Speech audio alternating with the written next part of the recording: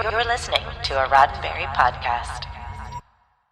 This episode of MissionLog is sponsored by Factor Meals. Go to factormeals.com/MissionLog50 and use the code MissionLog50 to get 50% off your first box and 20% off your next month.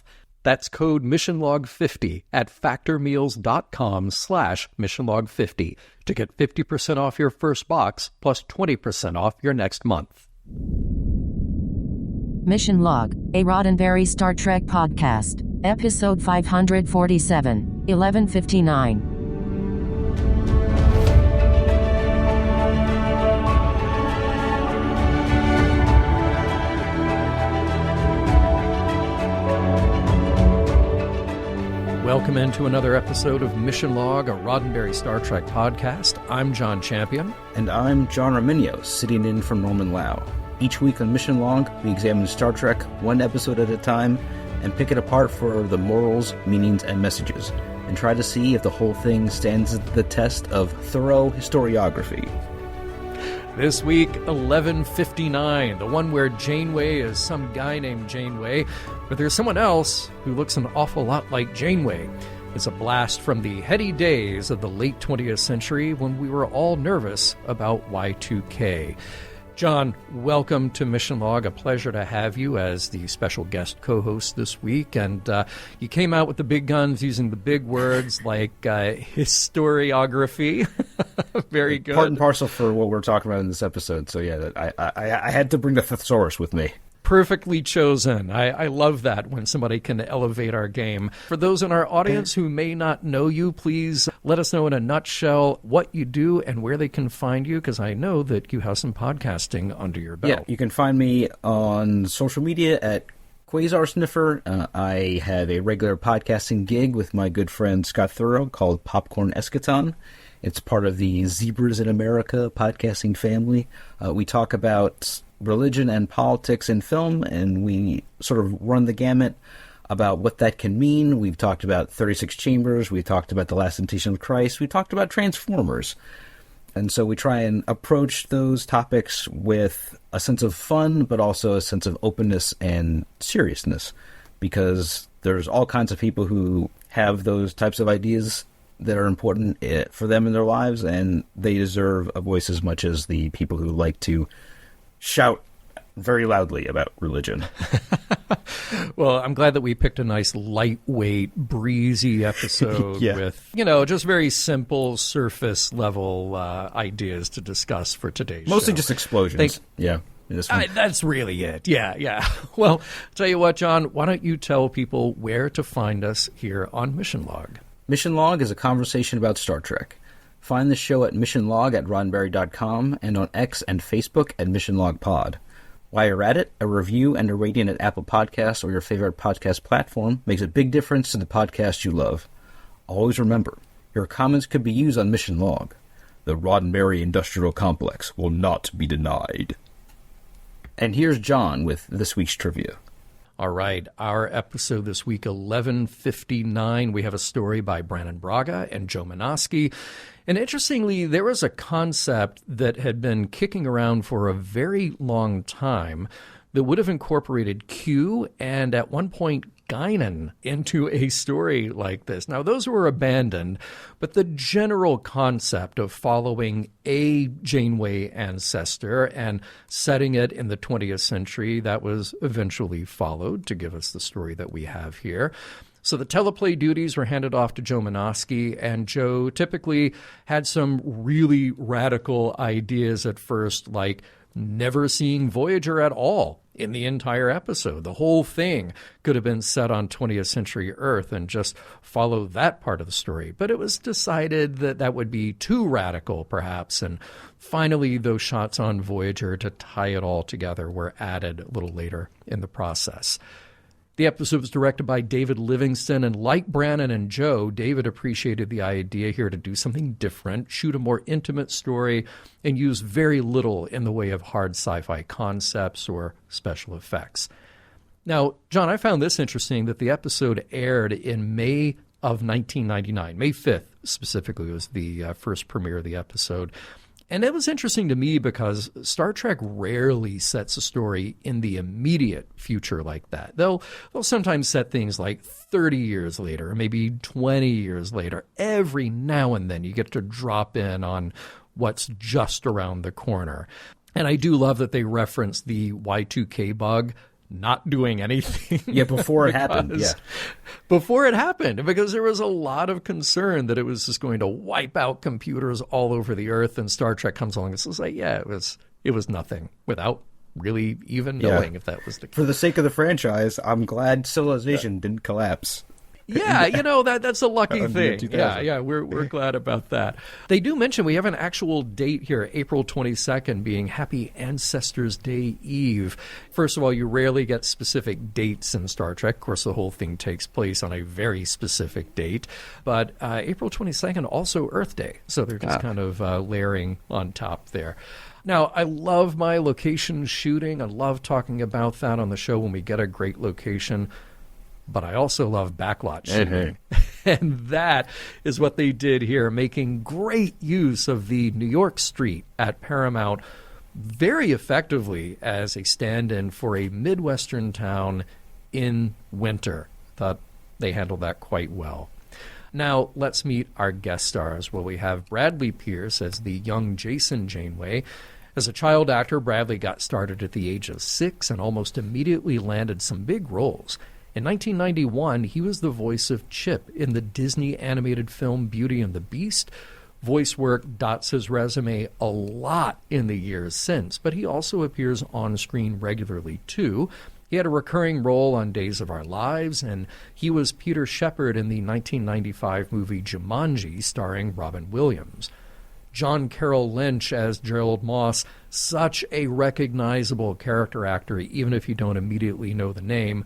John was born in Colorado and studied theater, getting his BFA from the Catholic University of America in Washington, D.C., and he worked for years on the stage, everything from contemporary pieces to Shakespeare. In addition to the usual guest star roles, he has had a lot of recurring appearances, like playing Drew's brother Steve on The Drew Carey Show. He later appears in Carnival, Body of Proof, American Horror Story, and many more. His first on-screen role ever was in the comedy Grumpy Old Men, and you may also remember him as Mac McDonald from The Founder with Michael Keaton. He was in Fargo as Norm. He was in the underappreciated sci-fi comedy Paul. To date, this is John's only Star Trek appearance. Absolutely terrifying in Zodiac.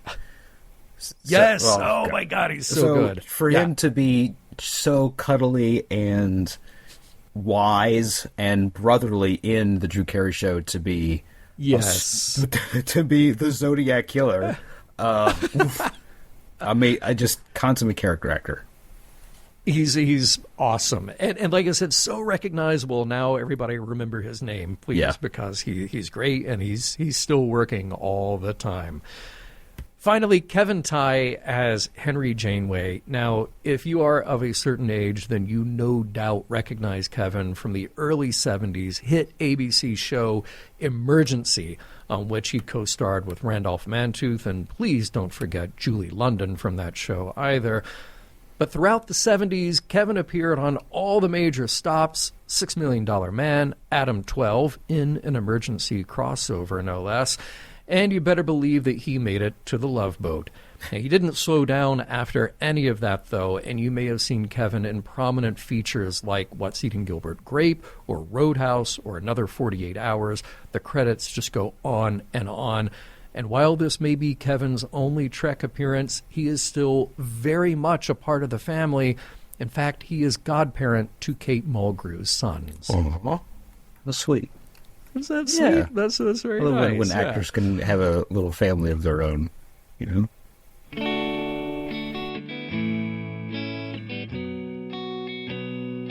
With turn-of-the-century stories, it's always hard to tell a Millennium feature from a Millennium bug.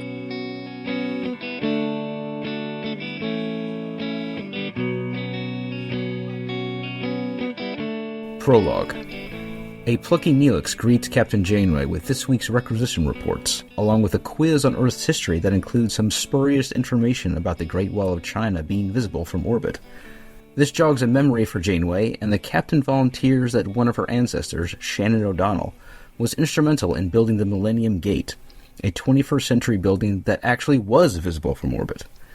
We flash back to 20th century Earth and are greeted by a familiar face driving down a snowy road in a beat-up station wagon, a far cry from the mythical astronautical heroics Janeway described. Act 1. On her way to Florida, Shannon O'Donnell, also played by Kate Mulgrew, drives down the main street of Portage Creek, Indiana, looking for a place to gas up before heading further south. Almost immediately, she rear-ends another car and is forced to wander the town in search of assistance. She finds her way into the ominously named Alexandria Books, an exquisitely cozy small-town bookstore and one of the only businesses in town still open. She meets the owner, Henry and Jason Janeway, insert dramatic music sting, and they offer her decaf, which she drinks. Insert music sting worthy of a Captain Proton cereal. Shannon inquires about the Millennium Gate and why so many businesses are closed, and Henry, frequently alluding to classical literature, rants about how it's a corporate scheme to take over the town and build what is tantamount to a glorified shopping mall, and all protestations to the contrary are mere propaganda. He and his son have been campaigning against the project since it was announced. Desperate for work, O'Donnell offers to help the Janeways reach more people with the wonders of email. Henry, knowing his efforts are falling on deaf ears, agrees to hire this extremely intelligent, charismatic, resourceful, and attractive woman. They also really do need the help. Henry bemoans how the city fathers granted the builders of the gate free building permits and tax incentives to create the project in Portage Creek, which will be raised in order to start construction. Over a drink, Shannon and Henry debate the merits of modern living versus classical civilization. Making goo-goo eyes at each other, they agree that at least this century has cold beer. Act 2. Henry has a public row with the Millennium Gate representative Gerald Moss, and we discover if construction does not begin before the new year, the company will relocate the project to Canton, Ohio. Jason Janeway seems more enthusiastic about the project now that he's feeling pressure from his peers at school, but this only angers his father further. Shannon and Henry dine on bread and wine, atmosphere provided by candlelight and an open book on 19th century Paris. Between flirtatious banter, they discuss their opposing lifestyles, one adventurous, one hermetic, and Henry reveals Shannon's car has been fixed for some time. Even so, Shannon remarks, "You're making it difficult to say goodbye." Back on Voyager, Janeway examines the history of the Millennium Gate in astrometrics. After getting nowhere, she enlists 709 for help in researching the project, and Janeway shares how her ancestors inspired her to join Starfleet. In the mess hall, Neelix and Paris each quiz each other on the wonders of the ancient world, only to be corrected by Seven, who is researching her own ancestor, a 22nd century prize fighter nicknamed Buttercup. To help find information on Shannon O'Donnell, Neelix expands their search parameters to include some sort of Ferengi nostalgia marketplace, and bingo!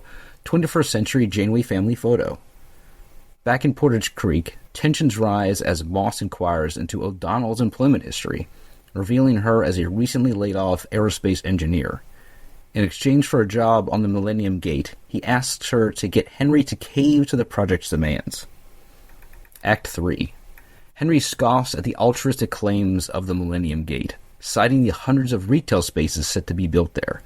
Why create a new biosphere when Earth is a pretty good one already? This triggers an argument with Shannon, who accuses Henry of being afraid to walk out his own door. He angrily insists Shannon stay in Portage Creek, but she needs more than just this small town. She storms out, followed by Jason, leaving Henry alone. On Voyager, the crew share their own ancestor anecdotes, but Paris, having encyclopedic knowledge of his own predecessor's time on the first Mars colony, also reveals that no one named O'Donnell was ever involved in that stage of space exploration. Act 4. On Voyager, Chakotay shows up, not talking about his own ancestors for once for some reason, and finds a disappointed Captain Janeway going over records to justify her past hero worship of O'Donnell, only to come up short. Back to Portage Creek, Moss tells Shannon that his job offer still stands, even if the project has to move to Canton. Jason finds her and implores her to stay, but she goes off in her station wagon anyway, driving through the cold, snacking on cookies, even more world-weary than when she arrived. Act 5. Shannon has returned to Portage Creek and goes to Alexandria Books to convince Henry to sell his property and thus keep the Millennium Gate in town. He is not receptive. Shannon cites the needs of Henry's son, as well as her inability to enjoy that bag of road trip cookies, to emphasize how much she wants him in her life. Maybe they can get unstuck in the present together. He could even reopen the shop inside the Gate's retail space if they took Moss's offer. Back on Voyager, Neelix requests Janeway's presence in the mess hall. There, she finds the officers celebrating Ancestor's Eve, a brand new holiday in which we can reflect and honor those who came before us. Neelix offers the captain a framed picture of Shannon O'Donnell and her family, but Janeway refuses, saying she no longer thinks O'Donnell has a place in her quarters. Seven disagrees, saying her life captured your imagination. Historical details are irrelevant. Chakotay and Tuvok agree with this wisdom, and Janeway accepts the gift. The Doctor grabs his feature camera, and they all take a group photo, toasting to family, and we end on Shannon O'Donnell, celebrated by the family she helped build. The end. John, thank you so much for the recap. I thoroughly enjoyed it. Oh, thank you very much. Great fun. Really nice of you to offer again to do that for us. Sure. I know we're all deeply missing Norman, and I know that he shared so much of the workload. Yeah. You're doing the lion's share. Yeah. I was happy to dig deep into this episode. Well, I thank you for doing that. You did a fantastic job.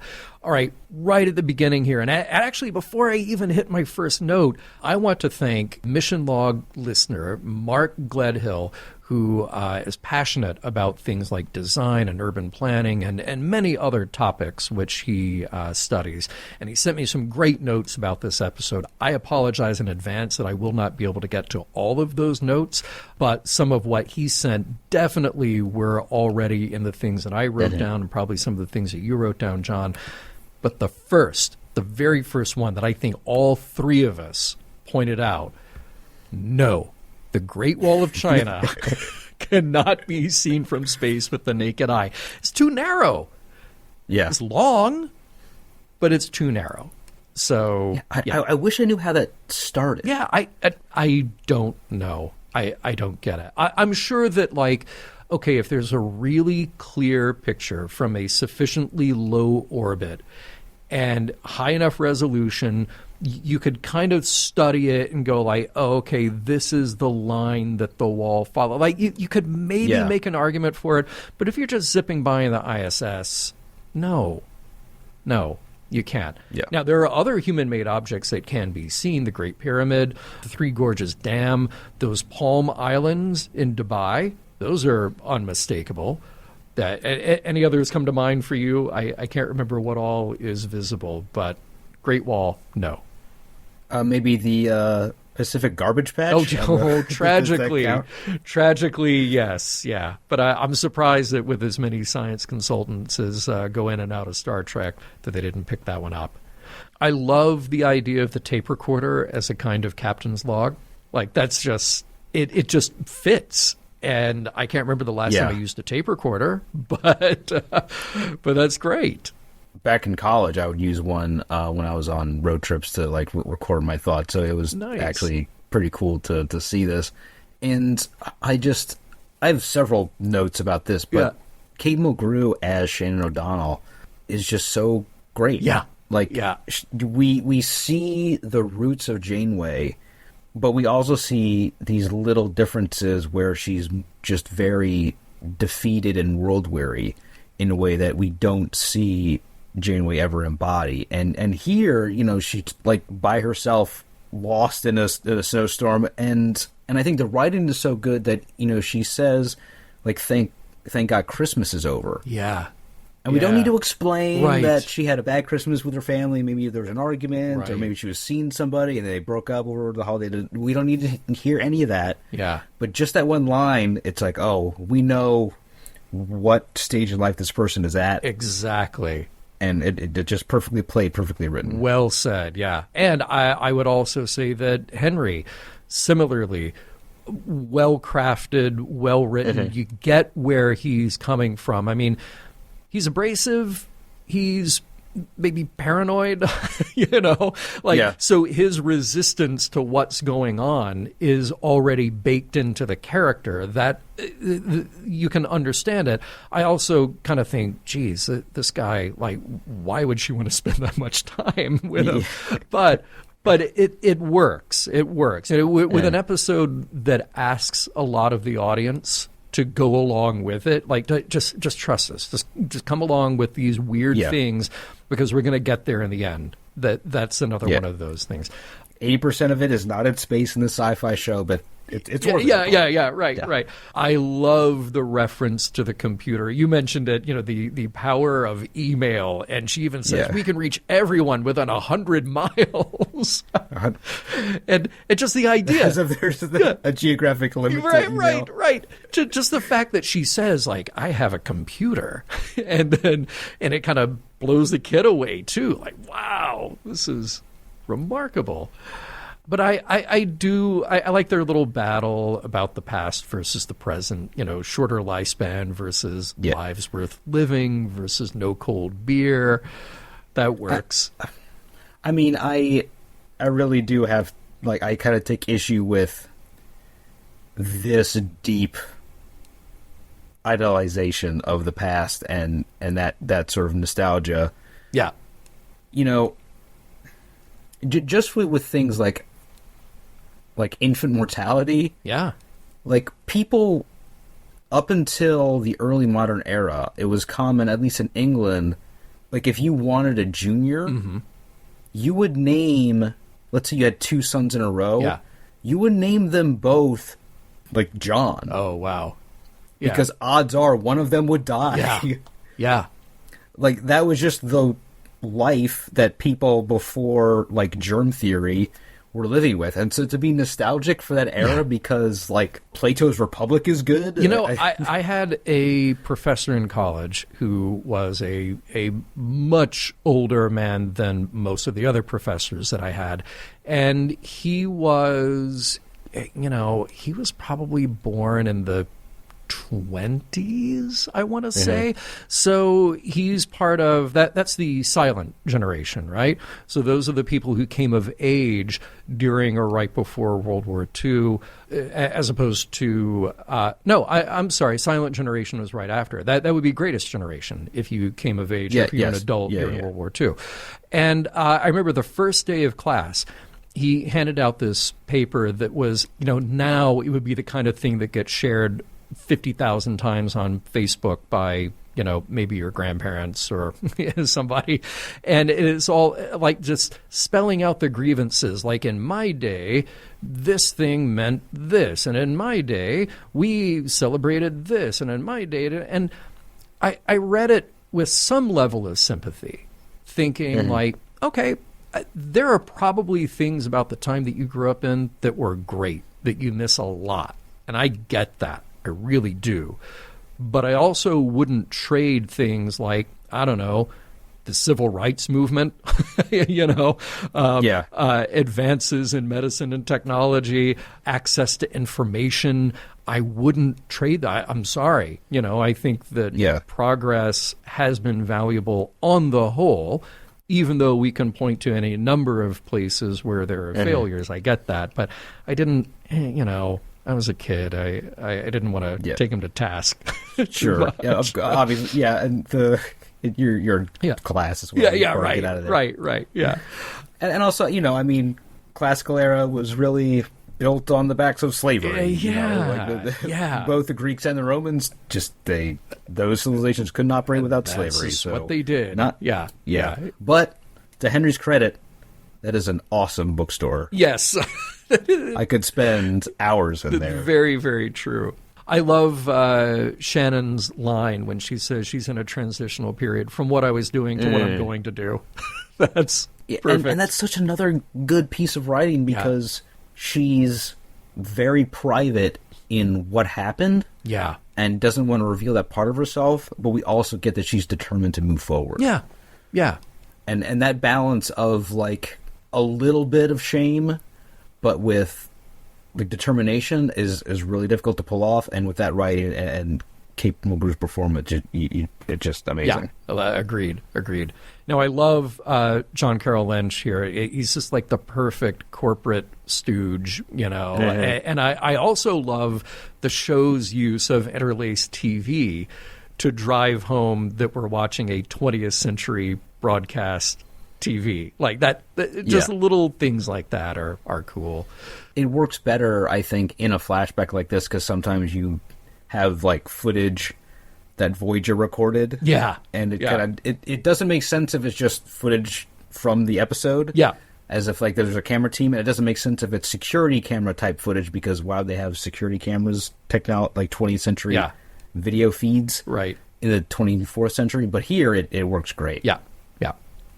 I just found myself thinking that, Kevin Tighe, he's played a bunch of corporate goons in his past, like just really delicious in Roadhouse. Oh, yeah. And I just wonder what it would be like if him and John Carroll Lynch switch roles. Ooh. Like if John Carroll Lynch was the, cuddly, adorable bookstore owner. Well, like you pointed out in the trivia, he can play thoughtful, warm, adorable as well. That's he was the sweet husband in Fargo. Yeah, like if you just bring that energy to this episode. Exactly. Yeah, I do like their romantic dinner in front of books. Look, I still don't trust the guy who won't leave his hometown at some point, but there is something really lovely about that setup. To be able to find joy where you are, I think is important, and it is somebody who's never left Indiana is a little suspect, but it's also charming that this guy has found what's important to him right here. Yeah, exactly. Now, when we get back to Voyager, I like the discussion about the 7 wonders of the ancient world. And, of course, there's 7 of 9 sitting there just blurting it out like, it's a lighthouse. Because, of course, she knows everything. I just want 7 to lurk in corridors and just actually... Her crewmates just all day. I'm here for it. That's her energy, for sure. Yeah. I love the reveal. You mentioned Buttercup. My little Buttercup. Sven, this is just a great detail. Why not have that in there? And I love Neelix's joke, 7 of 9.5. Yeah. A lot of Neelix's jokes don't land. That was a good one. And, little details. I like when Star Trek makes up a little future history, which is now our past, like the joint mission with the Europeans to the space station. Well, we've got the ISS, and there's a lot of joint missions up there, so why not? And I'm very intrigued by the deal with the devil that we're kind of crafting between Shannon and our corporate stooge, Mr. Moss. Yeah, gets into the sort of inherent problem with the Millennium Gate as an idea. Yeah. Because they are bulldozing a small town to build hundreds of retail spaces. And even if it's an experiment for the possible future colonization of Mars, I don't know, the marriage of space travel with corporate interests is rife. A shaky one, especially now. Yeah. What if this was the Boeing Millennium Gate? Wouldn't be too enthusiastic about it. I think we'll definitely have some stuff to talk about in the next segment about that for sure. Yeah. If you're doing the math, you're playing along at home, you probably figured out that Shannon would be 42 in this episode because we're 31 years after the landing on the moon. She said she watched it when she was 11 years old. Thought that was neat. Jason Janeway mentions he's playing Matrix of Doom, which sounds like a game I would love to play. She gives him pointers. I thought that was sweet. Yeah, very nice. But that moment that Jason and Janeway have with each other, I thought was another just well-crafted piece of writing where Jason talks about how his father is his hero. Mm-hmm. And even though they disagree, even though he's a pain, he really looks up to him. And I thought that really encapsulated their relationship perfectly, especially with their mom having died.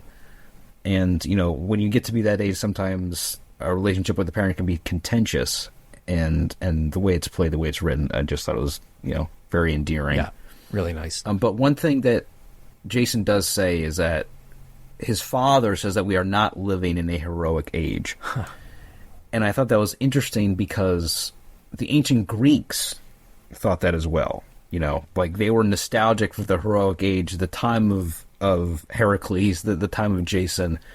And so this idea of the times of glory has passed us is as old as civilization. Yeah.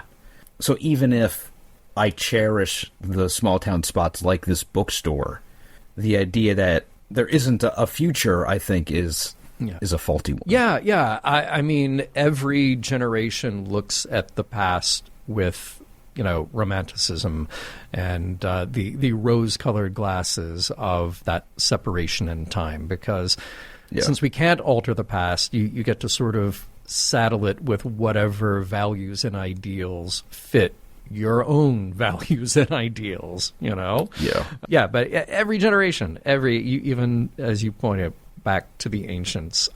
I love when we go back to Voyager, we're having this discussion about the old way of space travel being in stasis for 6 months. And it's a fun story for Harry to be able to tell. Yeah. And by the way, did you notice casual version 7? Like, we don't really get that. She's kind of like hanging out on the couch, and she seems a little more relaxed than she usually does in this very darkly lit room. Yeah, I like that. Because this episode is so much about telling stories and personal histories, I like that she was able to let her guard down a little bit. Who knows what the next episode will bring, but it was a nice break for her. Yeah. But it was interesting to me, the characters we got information out of, like Paris and Ensign Kim, because, like I said in the recap, Chakotay makes no mention of his ancestors in an episode about ancestors. Absolutely shocking, yeah. And maybe the character with the most interesting ancestry doesn't talk about it at all. That's B'Elanna Torres, the biracial, half Klingon, half human. Yeah. And she could have just pointed out, like, if we were going back 15 generations, how different the human side of her family and the Klingon side of her family were living. Right. Or she could talk about how they met, or something to that effect, to provide, context into who she is. It just seemed like a lost opportunity. Absolutely it was, yeah. As we kind of wrap up the episode, we seriously get into the intriguing ideas that I think we're going to discuss in the next segment, how future generations piece together their own histories. I thought that was a nice little nugget to leave there. Also, I would 100% take a detour to see The Last Supper rendered in corn. Now, absolutely. So Shannon is in Indiana, but I do know that there's the Corn Palace in Iowa, so I don't know what direction she's going or which place she had in mind. But I think there are other corn art places around. So MissionLog listeners, if you have your favorites, let us know, and we'll add that to the big road trip one day. The intriguing thing that Shannon says to Henry, what are you going to do, hide behind these books for the rest of your life? I think that's obviously said in time to speed up the resolution of the episode, but also finally get him to jump. And then I thought, oh my God, yes, somebody find it. It took this brilliant woman coming into town to finally make this man realize that he can reopen his shop. Like, you can move. It's physical stuff, and you can move it. And it would probably be something the Millennium Gate needed, like a reminder of what was in Portage Creek before. Yeah. They're like this beautiful bookstore. We got everything. We got an Orange Julius, and we got a pet store. And what are we missing? Wait, if only we could get a bookshop. Obviously, this story is science fiction. The news media would never pay that much attention to a bookstore.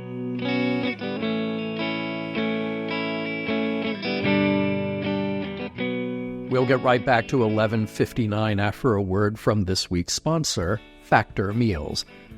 It is fall, sweater weather, cozy vibes, and those warm, savory fall foods we all love. But let's be real. With our busy schedules, it's not always easy to cook like we want to. That's where Factor comes in. Their chefs handle everything, shopping, chopping, and cooking, bringing fresh, never frozen, fully prepared meals right to your door. All you've got to do is heat and eat. It's like having your own personal replicator, but thankfully tastier than anything Neelix ever whipped up. And the best part? Factor's meals are all dietitian approved, so you know you're getting the nutrition you need with those comforting fall flavors you crave. Now, when it comes to meals, everyone wants options, and Factor has them, with 35 wholesome choices every week, including Gourmet Plus, Keto, Calorie Smart, and Vegan and Veggie. There's something for everyone. So no matter your lifestyle, you will find something that fits. I actually just ordered another box for myself, and let me tell you, I love their proteins. Their pork chops and chicken are always tender, never dry. I just tried the creamy pesto pork with spinach, cauliflower, rice, and green beans. So good. That does sound good. And it's not just about lunch and dinner. Factor also has you covered for breakfast, snacks, and even midnight cravings with over 60 add-ons. Whether it's smoothies or something to satisfy that late-night sweet tooth, you'll never get bored. This fall, we know you've got a lot going on outside of the kitchen, so why spend all your time cooking? Factor delivers fresh, nutritious, chef-prepared meals that are ready to eat in just 2 minutes. No more scrambling to throw something together. Whether you're trying to manage calories, pack in more protein, or just eat more balanced meals, Factor's got your back. With meal preferences like keto, calorie smart, and vegan and veggie, plus nutrient-packed smoothies and energy shots, they make it easy to meet your wellness goals and stay fueled all day long. Exactly, and let's be honest, you work hard, so treat yourself to something that tastes as good as it makes you feel. Factor meals are crafted with premium ingredients like filet mignon, shrimp, and blackened salmon. It's like a restaurant experience minus the wait, and it's ready in just 2 minutes. So what are you waiting for? Head to factormeals.com/missionlog50 and use code missionlog50 to get 50% off your first box and 20% off your next month. That's code missionlog50 at factormeals.com/missionlog50 to get 50% off your first box plus 20% off your next month. And we do thank Factor for sponsoring this week's show.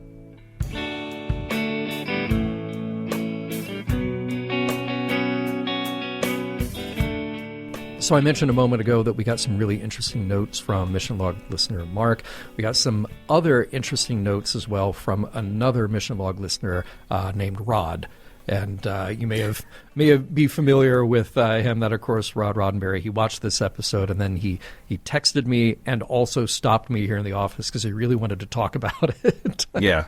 And that's kind of a rarity because he's caught up with us now, and he's watching Voyager in earnest, and wanted to talk. And one of the things that he was intrigued by is that this episode kind of it flips the script on what our initial perception he feels like should be, which is who is the good guy, who is the bad guy. I would argue that there's not really a bad guy anywhere in here. It's just competing ideas. But he said, somebody shows up in a town and they want to knock down or close a business or relocate people. My gut reaction is to immediately be opposed to them. Yeah. So he immediately felt the sympathy for Janeway here because that's how we should feel. And he appreciated the episode, says, well, wait a minute, even though we're setting up these almost cliche characters, the bookworm who wants to stay put, he's a small business owner, and then the corporate stooge who's just like, no, we're coming in the name of progress and we're tearing everything down. There's something a bit more thoughtful going on in this episode than just, this is clearly good, this is clearly bad, now let's pick sides, I've been thinking about this a lot the last several weeks. I live in L.A. Sunset Boulevard is a stone's throw, and I drive up and down that all the time. There's a lot of historic places, and there's a lot of new places. A quasi-historic place you may have heard of, the Viper Room, right at the corner of Larrabee and Sunset. Well, that whole block is being wiped out for, honestly, a very ugly, 12, 13, 14-story building. It's just ugly. It's gross, and I don't want it to be there, right? Yeah. And I hate the idea of these little one-story businesses that have been there for a long time now leaving. Now, there's been a lot of empty spaces there for a long time. But the Viper Room is still there, and it's still thriving. And they've made a concession, though. This building thing is going ahead, right? But they said, we're going to save as much of it as possible. Walls, bar, whatever, And then when we build this just ugly monstrosity, we will install a new Viper Room in there from these old parts. And I'm thinking, all right, well, that's cool. That's a concession to hopefully keep some people happy. But I also feel like instead of just being able to walk in there, now it's going to be $50 a head because tourists are staying there. And I keep asking myself, like, should I be really that attached to the building or just like the idea, or maybe just go find a new place that is a place that I can go to easily and enjoy? I'm torn on stuff like this. Yeah, I mean, I live in a town called Carlisle, and if anybody out there recognizes that name that's not from central Pennsylvania, it's because it was the former location of the Carlisle Indian School, which was the most notorious Indian school in the country, which is where the U.S. government basically kidnapped Native American children and sent them off to schools in the East to be educated in how to be white, basically. They took their Indianness from them. Wow. And I don't know if they still do this, but when I was in middle school, every 8th grader went to it's now the U.S. Army War College is on that location because it's a military base.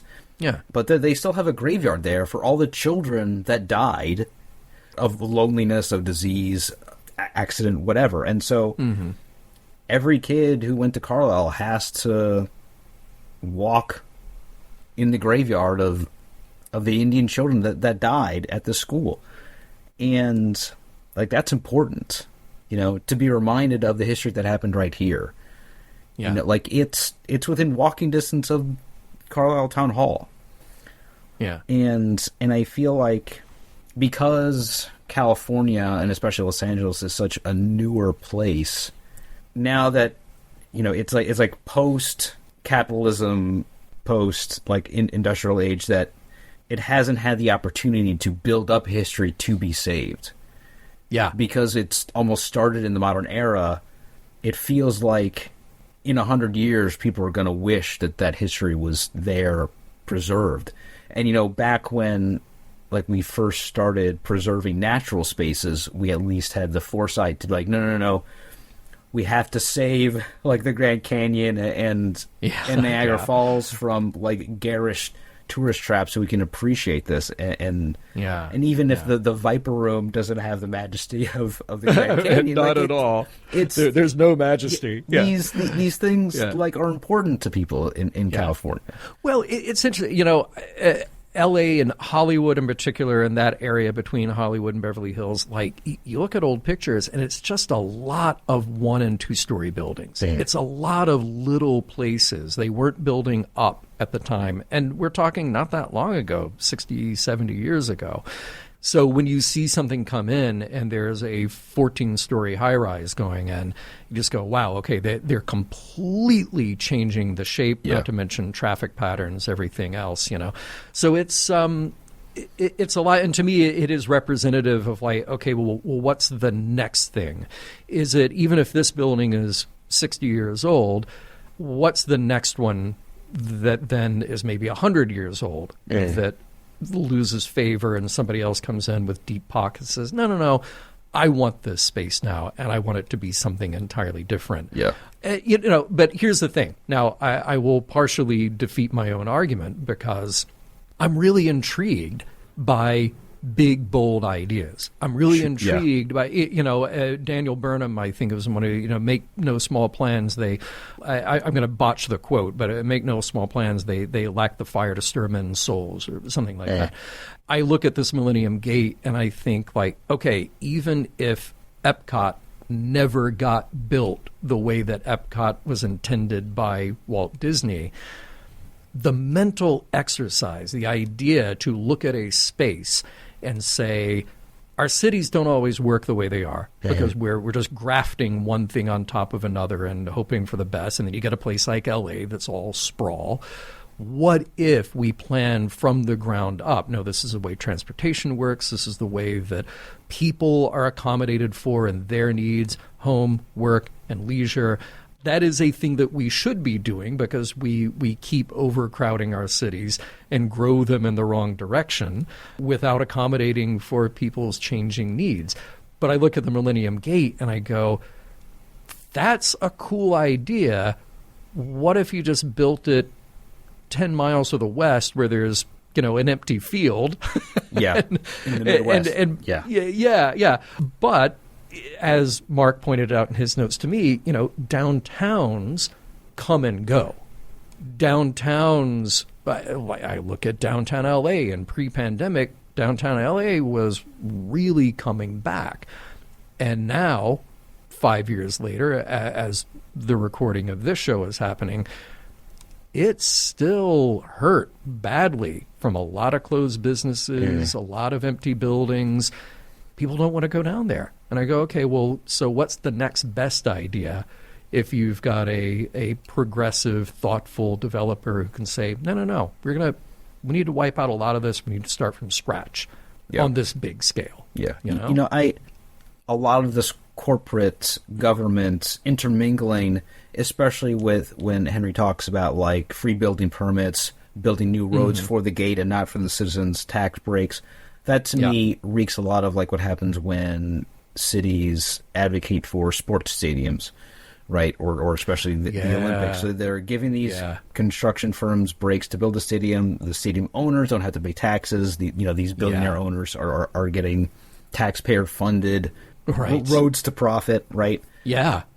But the one stadium that I think works beautifully is Camden Yards in Baltimore. Because they used architecture of the city that makes up part of the stadium, like those red brick buildings, that make up that are past like the home run fence. It's very walkable from lots of points in the city. Transportation is easy.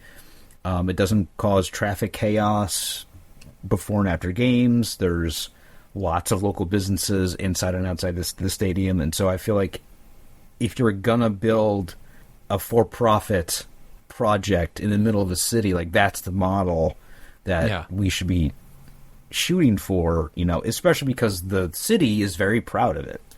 Yeah. Right. And I think there is room for these like big imaginative ideas.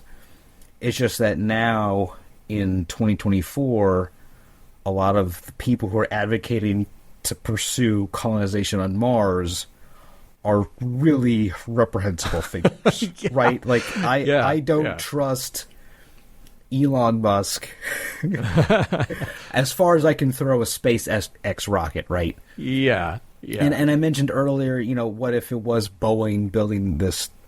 Yeah.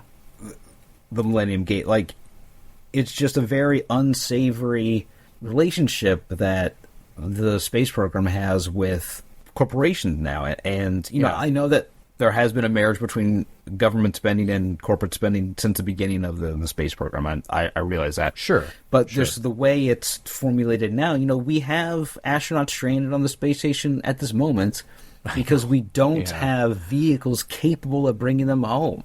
So we don't have the particulars of the way the Millennium Gate is going to operate, the deal between the local, state, and federal government and the people who are building it. But it's just something that we have to keep in mind when thinking about these big ideas, especially in America where we don't have a high-speed rail line anywhere. Right. We have the incredibly inefficient, environmentally destructive highway system instead. And, whenever I hear people in Los Angeles talk about just getting anywhere, like the beach might be 10 miles as the crow flies, but it's takes 4 an hour. Yeah, it's 4 o'clock, so not going to be home for dinner. Yeah, and that's tragic, right? You live 10 miles from the beach, but you can't go because of traffic. Yeah. That's terrible. Yeah, that's a very real thing. I think what you're hitting at here is such an interesting, like, it really speaks to the poor relationship. Well, maybe it benefits some, so it's a good relationship for some, corporate and government interests. You mentioned building stadiums, and that is absolutely, you nailed it. These companies benefit from these huge tax breaks. Yeah. It is a way for them to make money, to become richer, So really the danger here, the things that need to be addressed are those ugly intersections where governments have failed to put guardrails on what is a wise use of that money and what actually does serve the public interest. So I don't want to paint with a broad enough brush and just say every corporation fails at this because every corporation is out to make money. Yes, they are. But there are ways to behave that actually serve a public good. Yeah. And if you need a government to step in and say, look, these are the guardrails to make sure that happens, then I am in favor of more of that, because I don't want to see the grandeur of the scale of these types of things completely get lost because we as voters and as consumers lose trust in every institution that's bigger than ourselves. Yeah. We have to have kind of the mobility and the resource of all of us to say, this is a great idea. We should be aiming for these big projects, these big ideas that can hopefully solve larger problems. Yes. And the Apollo program was such an immense, unlikely, incredible dream, right? Like, okay, I know it was part of a PR coup from the Kennedy administration. I know the military was interested in it purely because you could apply that technology to intercontinental ballistic missiles. I know that was part of it too.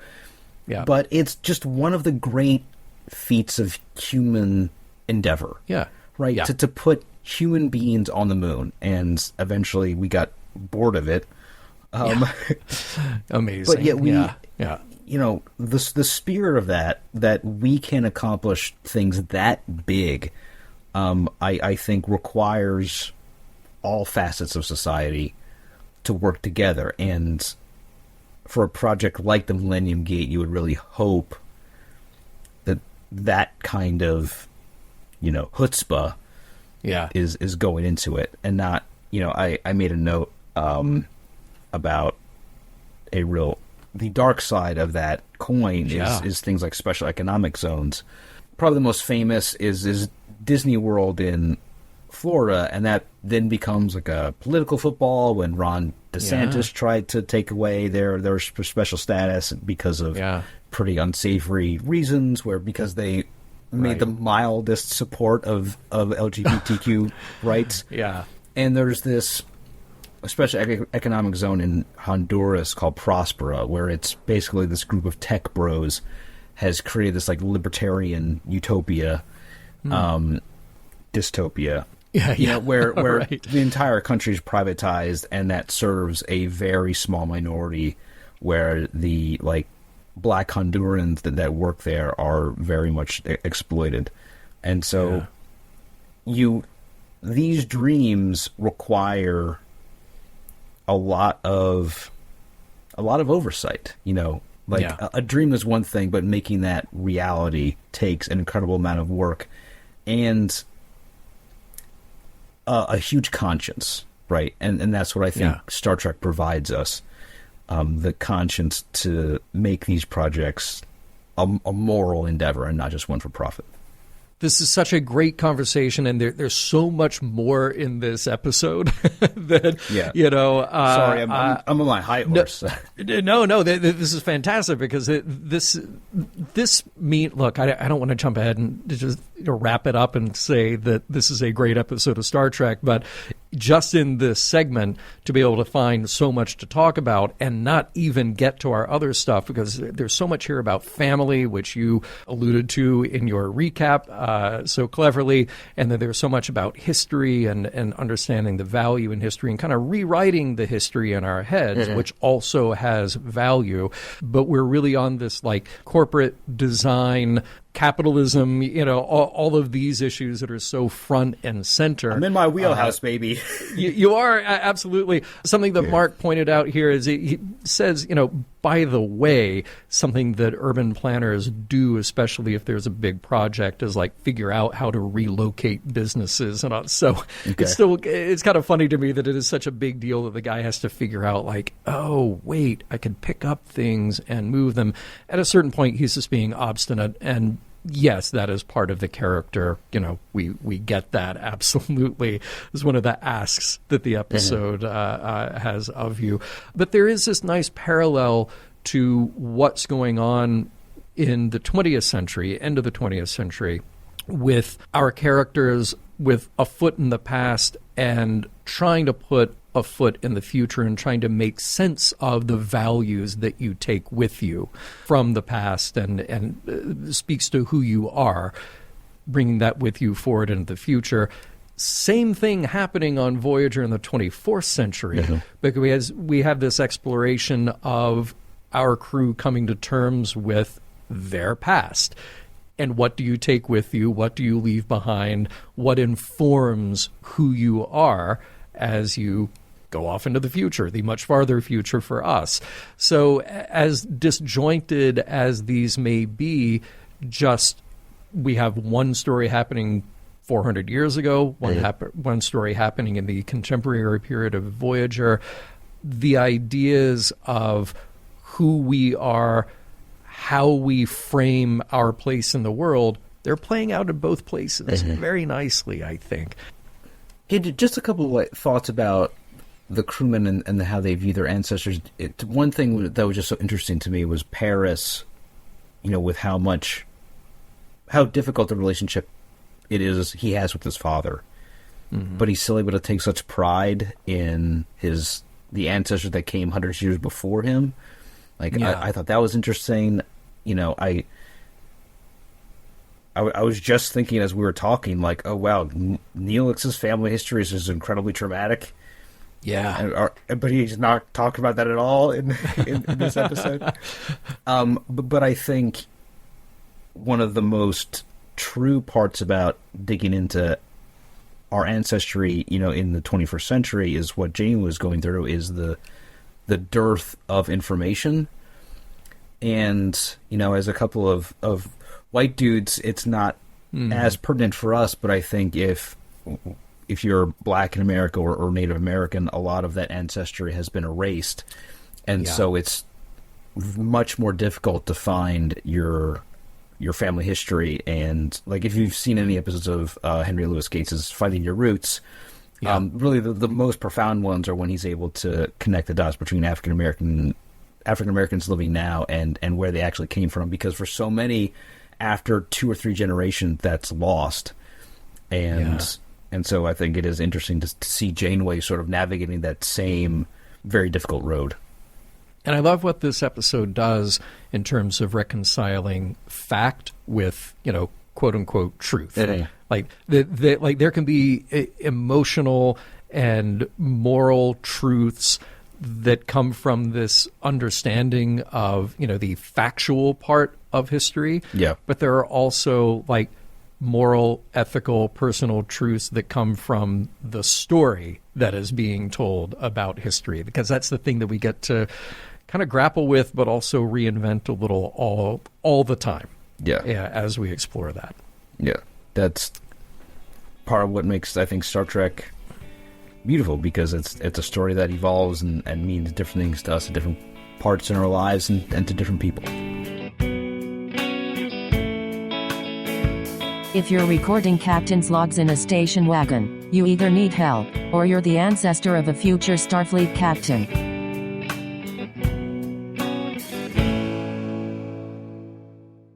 All right, here we are in the 11th hour of our discussion of 1159. And as we wrap it all up, we get to ask ourselves a couple of questions. First and foremost, does the episode hold up? That purposely vaguely worded question.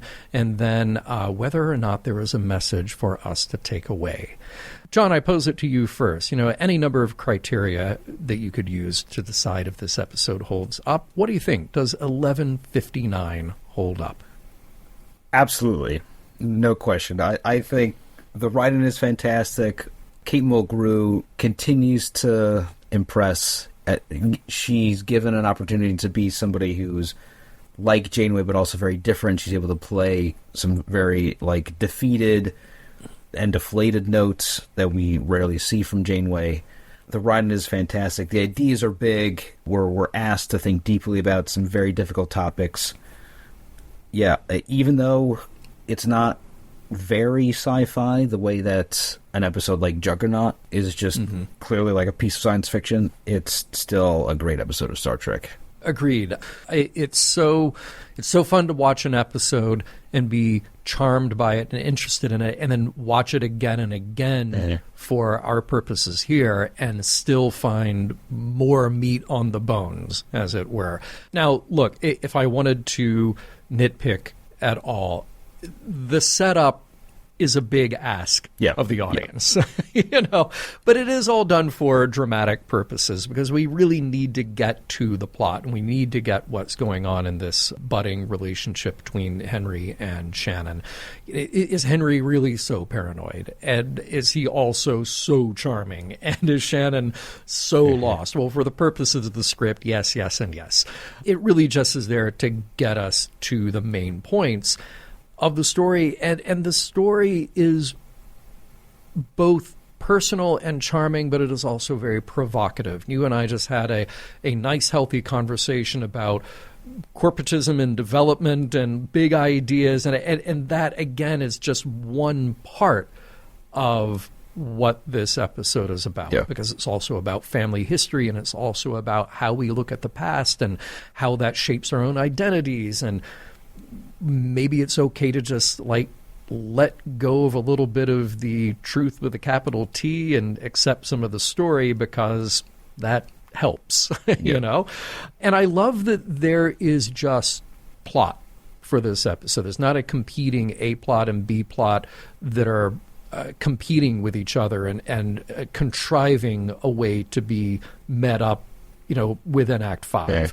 This just, even though the script was developed at first with all of it being in the 20th century, and there was another version that, again, had Q and a lot of other hard sci-fi ideas in there. Once we weave in the story of what's happening on Voyager in its contemporary time, it all just plays out very organically. It's very nice to hear Janeway discover these things about Shannon. So I think as a story being told, it is told very well. And at the same time, it breaks the mold. If you turned on the TV expecting to just watch a conventional episode of Voyager in 1999 and realize, oh, wait a minute, they're setting this in the 20th century, and there's Kate Mulgrew playing somebody else. I love it when the show is that bold. Mm-hmm. And they also really drive home the sense of family, which Voyager does very well from time to time. Yeah. So to me, it's an episode that thoroughly overcomes any limitations that it has, because it's so grounded. And as you pointed out, the performances are just great. MVP here, definitely Kate, but you cannot dismiss either John Lynch or Kevin Tighe. They're both terrific in this. And because of the setup of the series of Voyager, this is a kind of episode that Voyager can do, where even though it's not about the Delta Quadrant, because we're used to atypical Star Trek stories, Voyager sort of has the long leash to do this. Yeah, right, exactly. And I think that there are so many morals, meanings, messages, deep ideas to ponder in this one. I'll just hit a couple. I like this message that you can change history without, big, bold, capital letters, changing history. Yep.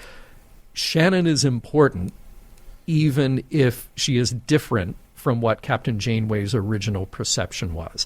That's okay. She made a difference in so many ways, big and small.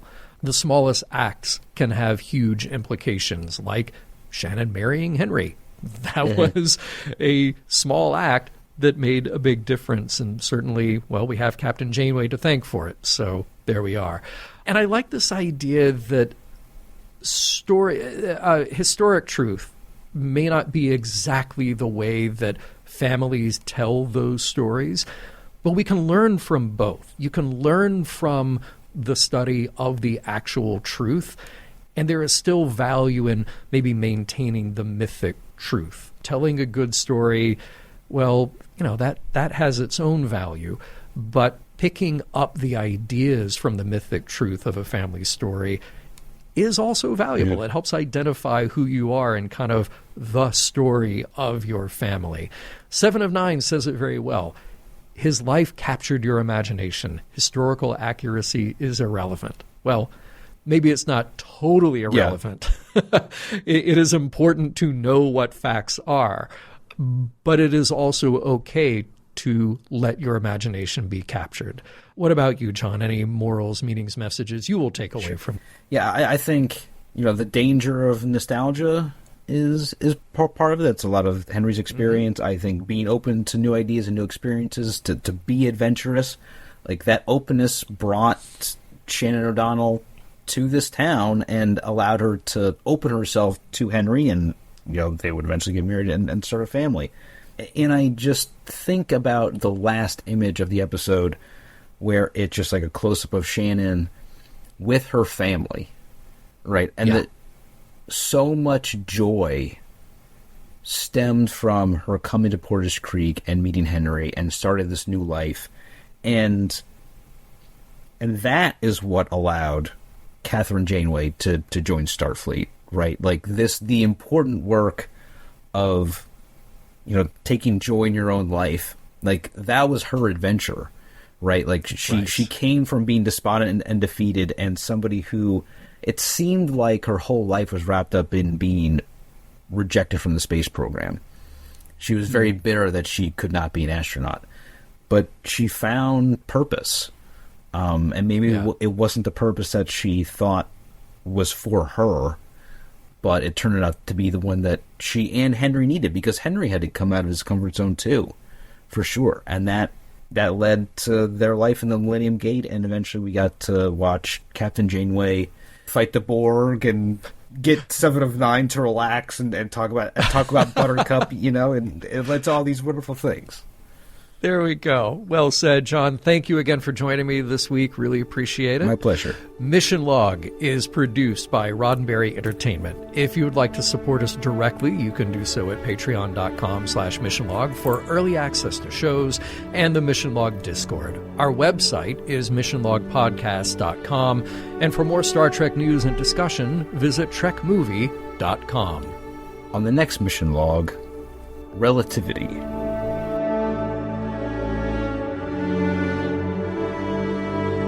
Some of the music for MissionLog provided by Warp 11, online at warp11.com. Special thanks to consulting producers, Matt Esposito, Homer Frizzell, Rand Hurl, Tom Kozak, Julie Miller, Mike Richards, Mike Shadwell, Paul Shadwell, and David Takechi. Let's look on the bright side. At least nobody found out that their mother was a hamster, but if they did, it would have been Neelix.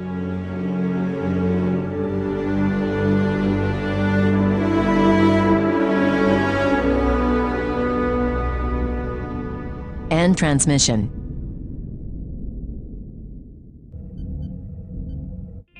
This is a Roddenberry podcast. For more great podcasts, visit podcast.roddenberry.com.